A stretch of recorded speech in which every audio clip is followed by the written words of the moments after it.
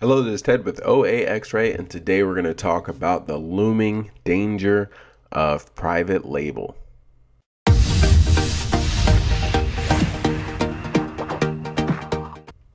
With the push of Amazon asking for invoices and wanting a little bit more paperwork with each transaction, a lot of people are moving into private label. A lot of people are moving into wholesale.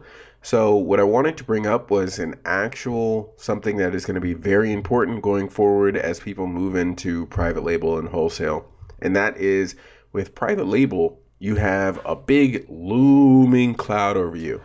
That looming cloud is the potential for injuries, or depending on what the item is, someone being poisoned or something like that from something that you are purchasing overseas, and often people are not actually getting the items tested.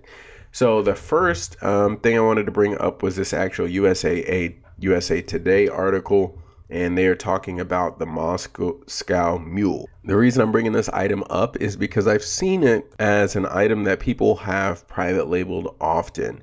And people are actually making these drinks in this, and then they're drinking it. But here we have Des Moines, Iowa, one of the bulletins, and they're actually changing what you can put into copper, because if the item has a pH over 6.0, they're saying that that might cause some kind of chemical reaction and might actually poison the drinker. So when you think about how many thousands or hundreds of, well, probably thousands of people saw this video of people private labeling the Moscow Mule, and maybe 20, 100, I'm not sure how many Moscow Mules there are on Amazon right now, but probably a ton of them. Actually, I'll just check right now. Let's do it live. And you got to think how many of these private label sellers don't even know that this article exists, don't even know that it's possible for someone to get sick off of their Moscow Mule. So when I search this, I get 6,877 results, and we can see that most of these are just private label people.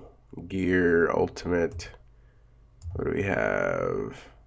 Yeah, most of these people are just private label sellers.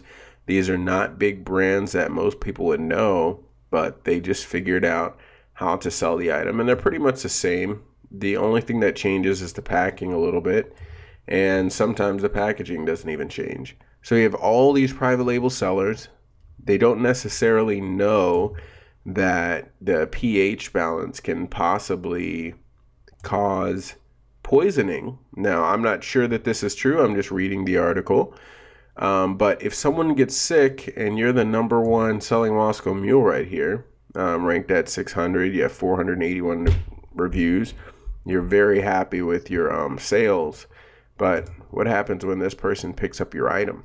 I know that some people are able to get the insurance, but remember that whenever you're the manufacturer, you're the one who's responsible for when someone gets hurt or sick.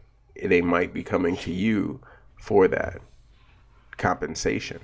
So I actually have a second recent example, and here's what you can see from BuzzFeed.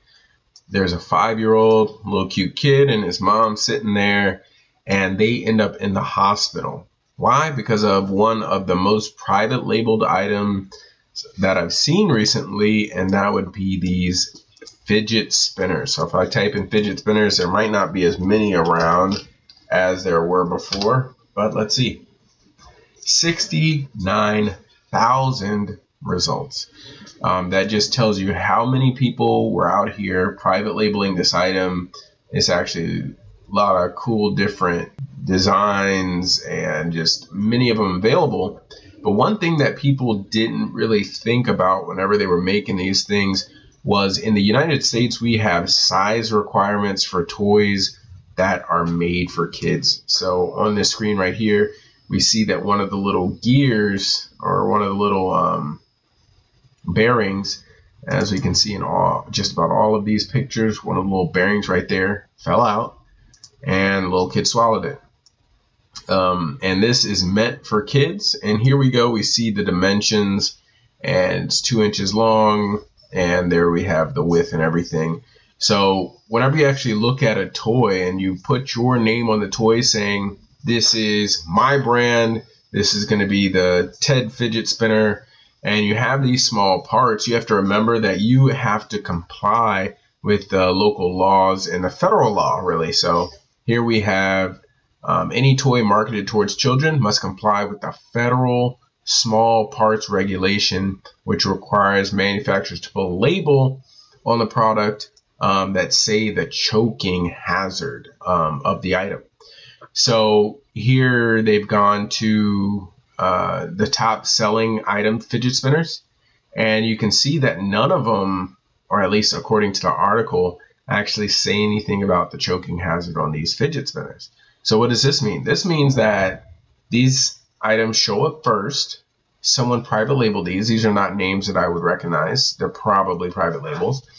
And they didn't even put the warning because they don't know that in Virginia, or not Virginia, but in the United States, it requires federal labeling. So these are the things that you run into whenever you decide to sell items private label. And you have to make sure that your insurance will cover these. I know a lot of insurances, you're going to have kind of a hard time selling these items.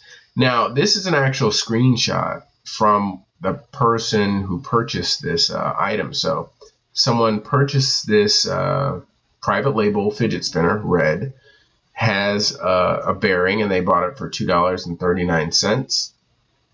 And as you can see right here, if this was your listing, imagine the lawsuit that would be coming your way. You just shipped an item, you end up on BuzzFeed News, this happens to be you, you ship it, and now the whole world knows that your fidget spinner, well, this one right here, actually got caught on a little kid's finger. So a little kid stuck his finger through one of the little holes, and they had to actually Dremel it off, like use a cutter, a metal cutter, to cut the thing off a little kid's finger.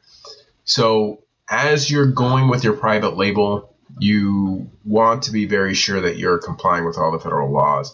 I know it's going to be difficult, but that is one reason that a lot of people should probably stay out of private label, because if you don't have the cash to make sure you have the proper insurance, if you don't have the money to actually look up these laws, then it's going to be very detrimental if one of your listings ends up on BuzzFeed and here's your picture of your item getting caught on a little kid's finger, and here's a picture of your listing. This can cost you your house and everything else depending on how your business is structured. So this video is not made to tell everyone not to do private label or to scare you guys off, but there's two categories that I would recommend not going into unless you can do all the research, make sure everything is perfectly on point. Number one, with the mugs, anything that someone is going to be putting in their mouths or consuming, you probably don't want a private label. Because if someone put this little mule cup in their mouth, have you ever had it tested for lead? Are you 100% sure this is made out of copper and there's no other traces of lead or any other metals in this mug? Most people aren't going to get that testing done. They're going to trust the manufacturer. So unless you have the money to actually do the proper test and make sure this is done properly, no consumables. Nothing that someone is going to put on their face, no makeup, on their lips or anything like that, because if they have an allergic reaction and you didn't put the proper things in your listing or you don't put the proper warning labels, it might be you who goes down when something happens. And this stuff does happen. This Moscow Mule, this is a recent article, 2017. This BuzzFeed article about the fidget spinners, there are 69,000 listings that people made. And here is just two quick examples. This is just what can happen. One kid swallowed it. He could have died. And if something happened, what would they have done? They would have gone right back to Amazon. They would have found the person with this listing right here, and they would have come after that person. Depending on how their business is structured, they can come after your house. They can come after your assets. And that's just what can happen with private label. Also, if you don't have the proper insurance in place, then you can definitely be in a position of getting in some trouble financially if something happens. So you want to think about just what can happen, worst case scenario, with this product I am selling. If your product has batteries, what's the worst that can happen? Well, maybe the batteries are faulty and they catch a house on fire. So whenever you contact your insurance agent, you want to say, what can I sell? What will be covered and what will be excluded? When I contacted mine, which was CNA, definitely toys and games were off limits. Anything that had to do with kids kind of was off limits because someone's kid gets hurt and they are looking for justice very quickly. They said no consumables, and really those were my limits, but it's going to be difficult for you to find someone who's going to offer any coverage, especially if you're not doing the proper testing and things like that. They might exclude some of the items that you sell private label. So there's a lot of private label courses out there, and there's a lot of people doing a lot of private label.